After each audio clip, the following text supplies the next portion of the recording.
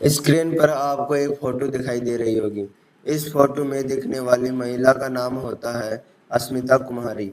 बिहार प्रदेश जिला जिला सुपौल लगता है और जिला सुपौल में ही मोटर व्हीकल इंस्पेक्टर के तौर पर इस महिला की पोस्टिंग होती है। इस इनकी सरकारी नौकरी है। ठाट बाट से रहना सहना सब कुछ ठीक चल रहा था। यह लड़की शुरू से ही पढ़ने में होशियार होती है। पहली नौकरी इसकी बिजली विभाग में इंजीनियर के पोस्ट पर लग जाती है, लेकिन इंजीनियर की पोस्ट पसंद नहीं आती है, इसलिए अपने पति से फैसला करती है कि मुझे नौकरी बदलनी है। इसलिए इसने बहुत ज़्यादा मेहनत करना शुरू कर दिया। दिन दिन रात दिन रात पढ़ना शुरू कर दिया। हालांकि इसकी छोटी बेटी हालांकि इसकी छोटी बेटी भी थी, लेकिन उसने उसकी परवाह नहीं की। उस बच्चे का भी ख्याल रखती थी और खूब मेहनत ईमानदारी से पढ़ाई करती थी। पढ़ाई करने के बाद इसकी मोटर व्हीकल इंस्पेक्टर के तौर पर नौकरी लग जाती है। सब कुछ ठीक चल रहा था और इसी बीच में इसके दिमाग में ख्याल आता है कि एक कल एक कत्ल करवाना है। कत्ल करवाने से पहले इस महिला ने जैसे कि नौकरी हासिल करने के लिए पढ़ाई की थी, वैसे ही तैयारी करना शुरू कर देती है। अब चाहे हॉलीवुड की फिल्में हो, बॉलीवुड की फिल्में हो या फिर ऐसे सीरियल हो जहां पर क्राइम से संबंधित कुछ जब जानकारी दी जाती है, ऐसे नोवेल भी ऐसे नोवेल भी पढ़ना शुरू कर दिया जहां से कुछ जानकारियां इकट्ठे हो सके। इसका दिमाग यही था कि ऐसा कत्ल करवाना है जो हादसा लगे और हादसा लगने के बाद कभी भी कत्ल का खुलासा ना हो सके, यानी कि यह पकड़ी ना जा सके। लेकिन भारत ही नहीं बल्कि पूरी दुनिया से इतिहास में या फिर भविष्य में शायद ना तो कोई ऐसा सीरियल बना है, ना ही ना ही कोई ऐसी फिल्म बनी है, ना ही कोई ऐसी किताब है, ना ही कोई ऐसा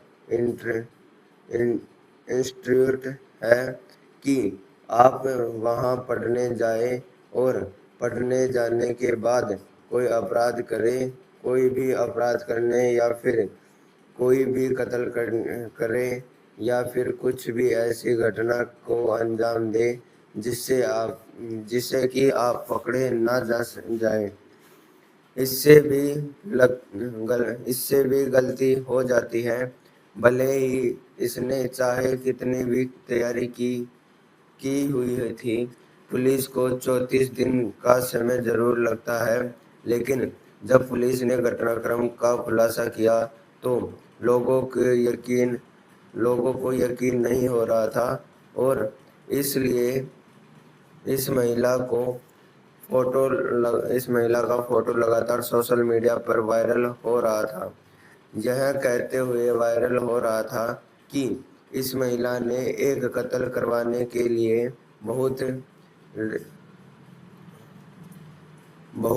रिद्दत बहुत ईमानदारी के से तैयारी की, लेकिन उस तैयारी में वो फेल हो जाती है।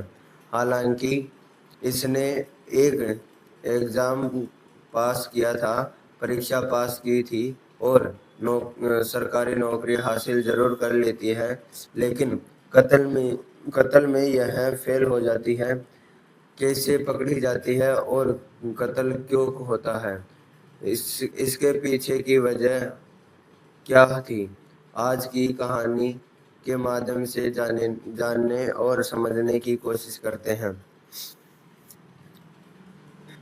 11 नमस्कार, मैं सुमित प्रजापत। 11 जून 2026 की रात लगभग 8 साढ़े 8 बजे के आसपास का वक्त हो रहा था अमृतसर से चलकर नरपतजंग जाने वाली जनसाधारण एक्सप्रेस 14604 नंबर की जो गाड़ी होती है वह बिहार प्रदेश के जिले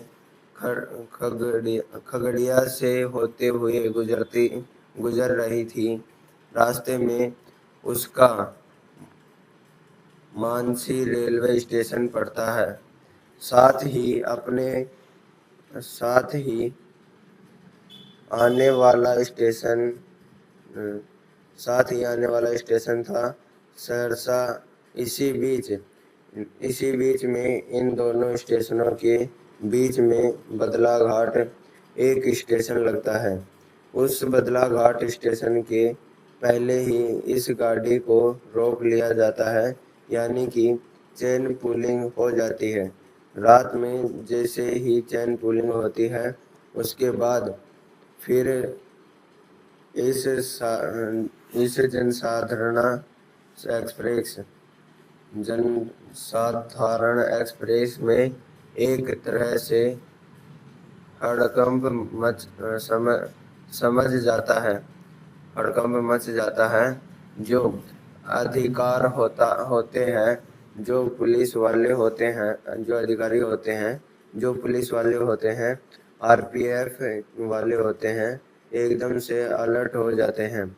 अलर्ट इसलिए हो जाते हैं कि रात का वक्त था, आखिरकार इस गाड़ी को क्यों रोका गया है, इसके पीछे की वजह क्या है, कुछ ही समझ में पता चल जाता है कि आखिरकार किस बोगी में जाकर चेन पुलिंग की गई है।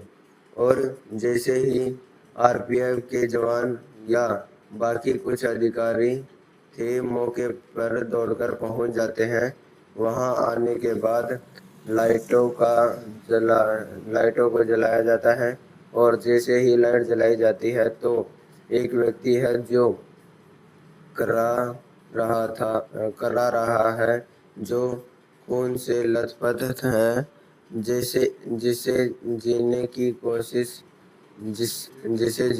कोशिश कर रहा हो, लेकिन उसको ज़्यादा गंभीर रूप से चोट लगी थी।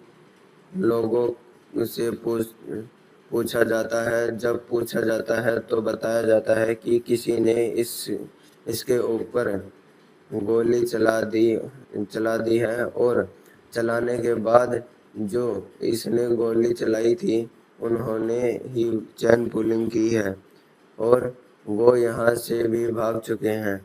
बदमाशों ने इस घटनाक्रम को क्या अंजाम दिया था, बस इसका जवाब भी जानना चाहते थे।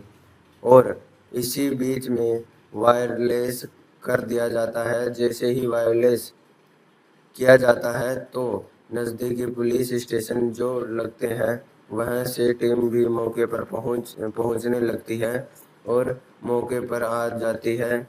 इसके बाद फिर एम्बुलेंस को बुलाया जाता है और इस व्यक्ति के जो शरीर पर जो कपड़े पहने हुए थे उन कपड़ों में ही जो मोबाइल रखा हुआ था या फिर कोई और चीज़ रखी हुई थी देखा जाता है। तो देखने के बाद पता चलता है कि फर्श के अंदर इसका जो एड्रेस वरेहर था वो मिल जाता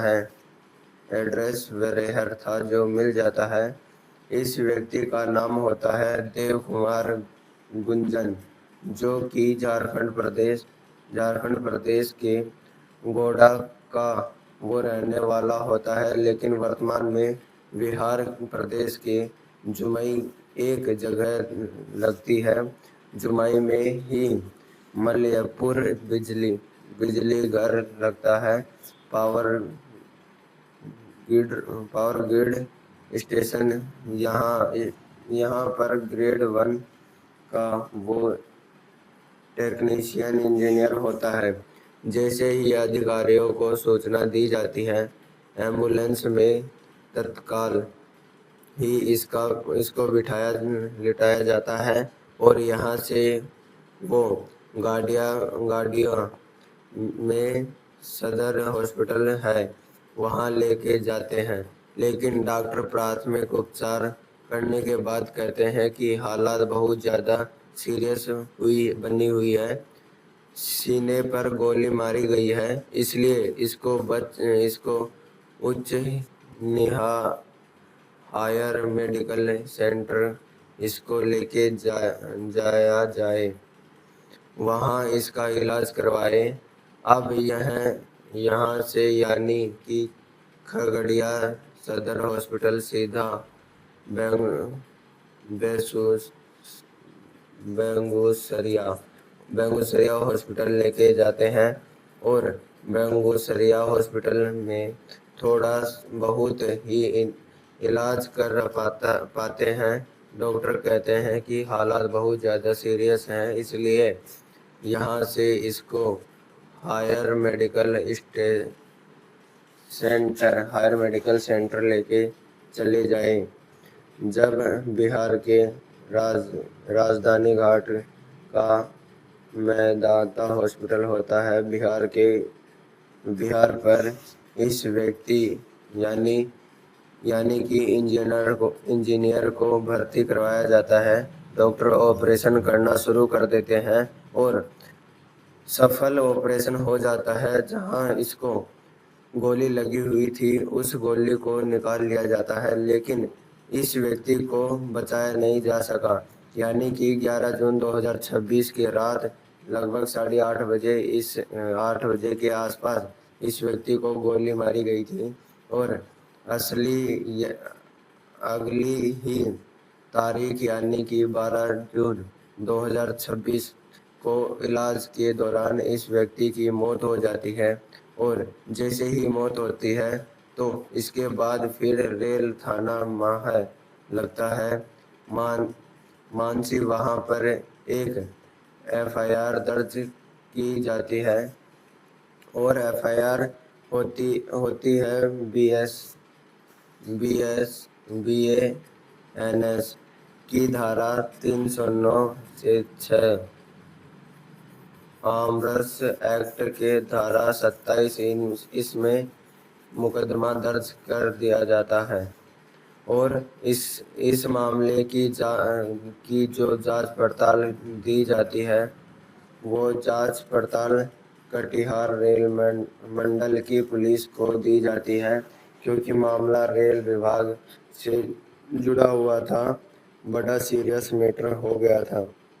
इसलिए एसआईटी का गठन कर दिया जाता है और एसआईटी को यह कहा जाता है कि वक्त चाहे कितना भी लग जाए, लेकिन इस घटनाक्रम का खुलासा होना चाहिए। पुलिस ने अब जितने भी उस बोगी में बैठे हुए बाकी यात्री थे, बाकी यात्रियों को से बातचीत की जाती है। पुलिस को एक ही चीज थी जो परेशान कर रही थी। शुरुआत में ऐसा लग रहा था जैसे लूटपाट की घटना हुई है, क्योंकि घर परिवार वालों ने भी यही बताया था कि शायद इसके साथ लूटपाट जैसी घटना हुई है। जब